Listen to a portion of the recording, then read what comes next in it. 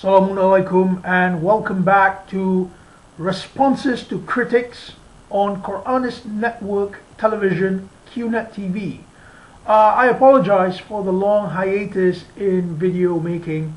Unfortunately, we're not a very big production outfit, and there were things which we had to do, other things, and things just got stalled.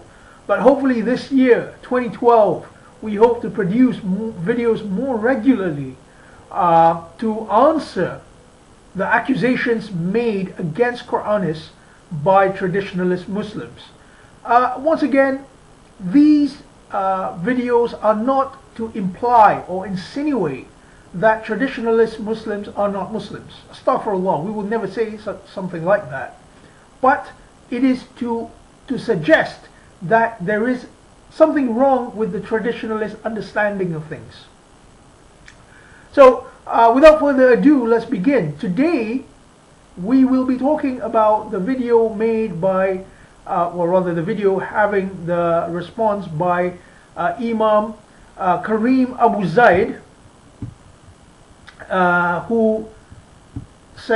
whose video is titled Hadith Rejectors.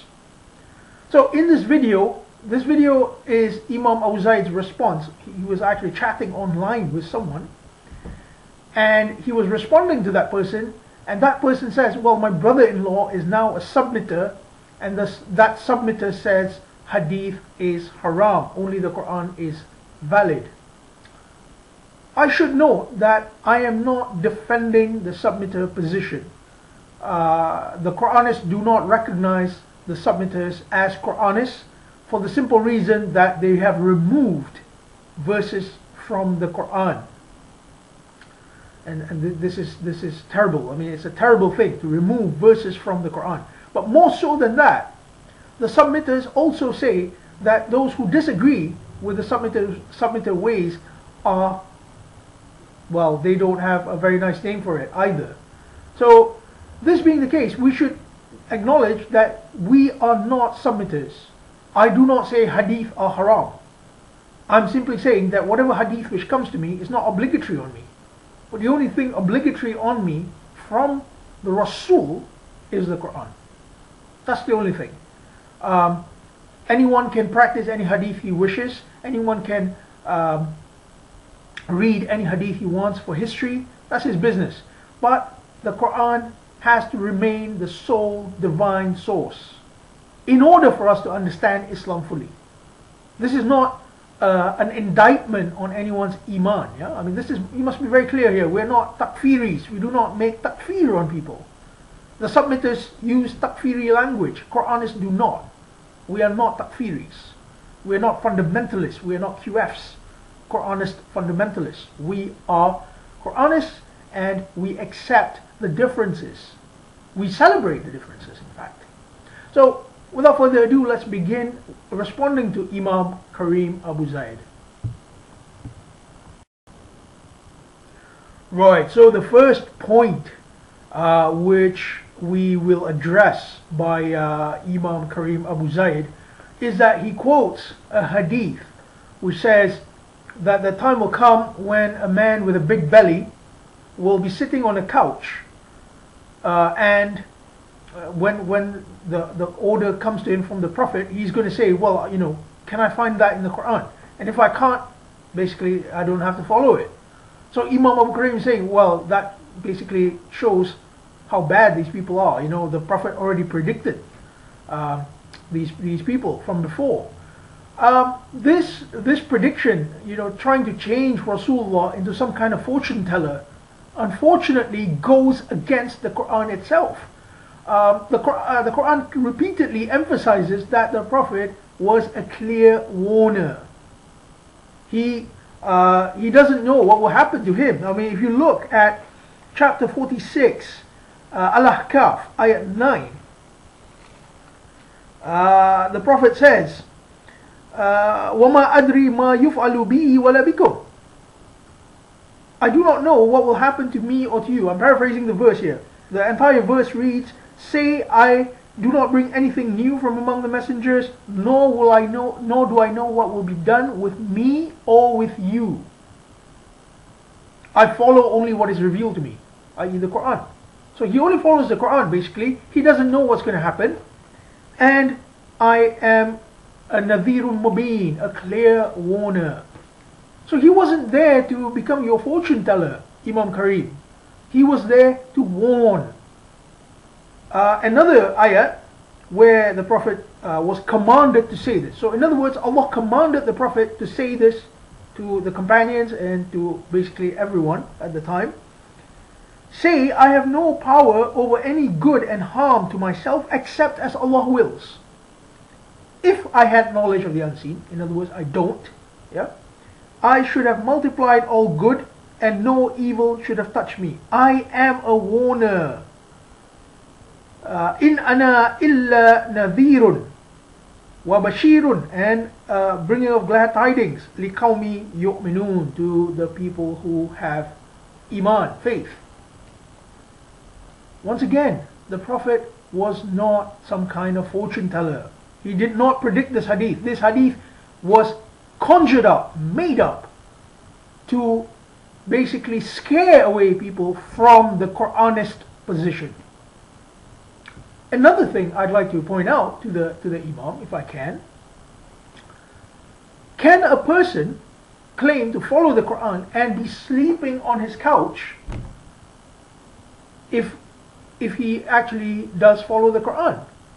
The Quran repeatedly emphasizes striving in the way of Allah. Chapter 9, verse 111. Inna Allah ashtara min al-mu'mineen anfusahum wa amwalahum bi anna lahum al-jannah. Verily, Allah has purchased from the believers their lives and their wealth in exchange for the garden.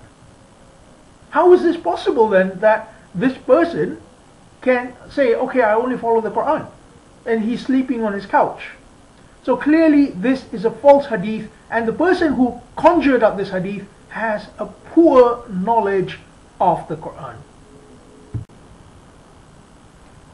Right, so the next point the Imam makes is with regards to Surah Al-Nahl, Surah 16, Ayat 44.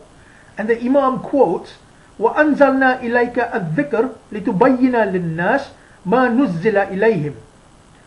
And we descended al-dhikr to you, that you may clarify for mankind what has been revealed to them.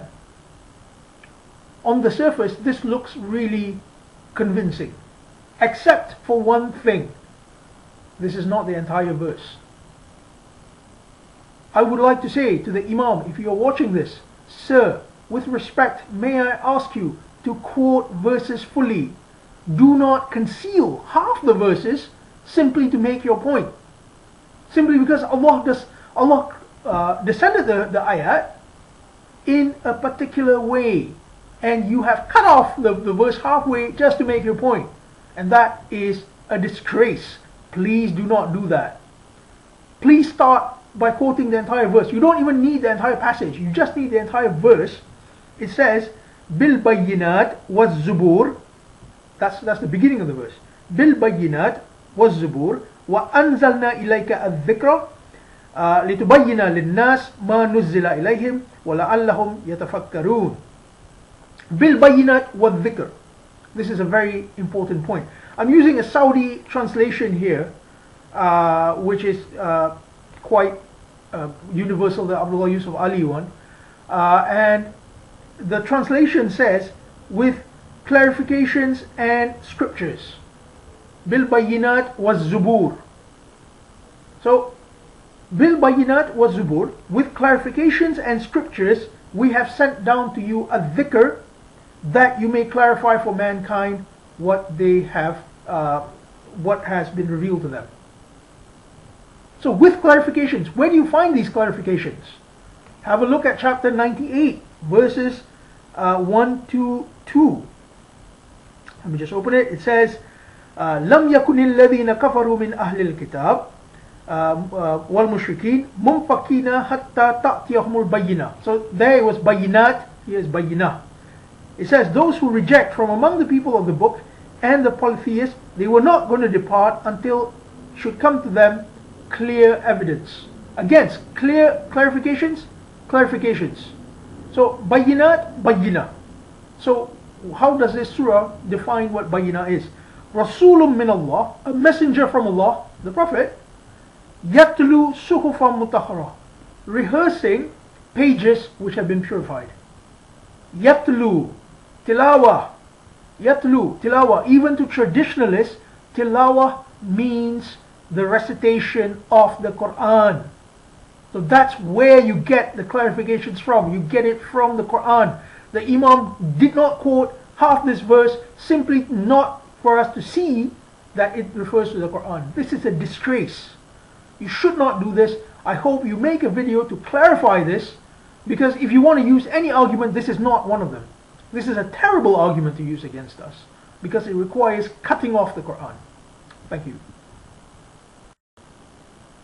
Right, so this ends part 1 of responses to critics, Imam Karim Abuzaid.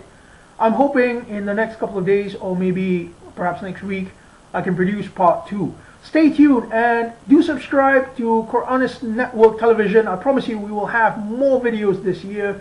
There are many issues which we need to deal with. On top of that, we've also had our conference, and we're having mini discussion groups now where we discuss a variety of views, and we are coming to the conclusion that we can be diverse, we can have a difference of opinion, we can actually be readers of the Quran without making takfir on people, etc. Thank you very much, and I hope I see you soon. Thank you and bye.